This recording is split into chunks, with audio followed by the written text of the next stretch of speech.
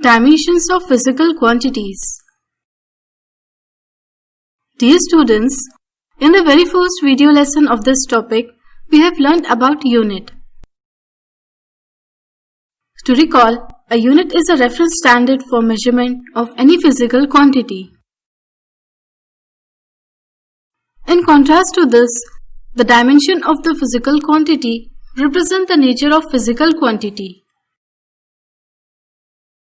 For example, for the dimension L to the power 3, the nature of the physical quantity must be volume. Definition: the dimensions of a physical quantity are the powers to which the base quantities are raised to represent that quantity. Dimensions are denoted by square brackets.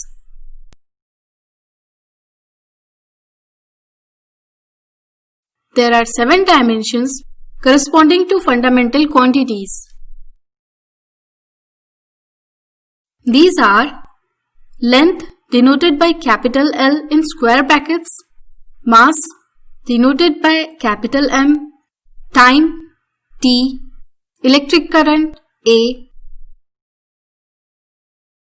thermodynamic temperature capital K, luminous intensity by candela Ct, and amount of substance by mole. Any physical quantity can be easily represented in its dimensions with the help of 7 dimensions. Consider the example of force. We know that force is equals to mass into acceleration, or mass into length upon time square. So, the dimensional formula of force equals to m into L upon T raised to 2, which is equals to mLT to the power minus 2. The result mLT to the power minus 2 is called the dimensional formula of physical quantity force. So, dimensional formula of a physical quantity is the expression that represents the base quantities in the form of dimensions of physical quantities. Remember an important note that when we are dealing with dimensions, we did not consider magnitude of the physical quantity. It means, for example, the dimensions of velocity and speed will be same, that is m to the power 0 L T.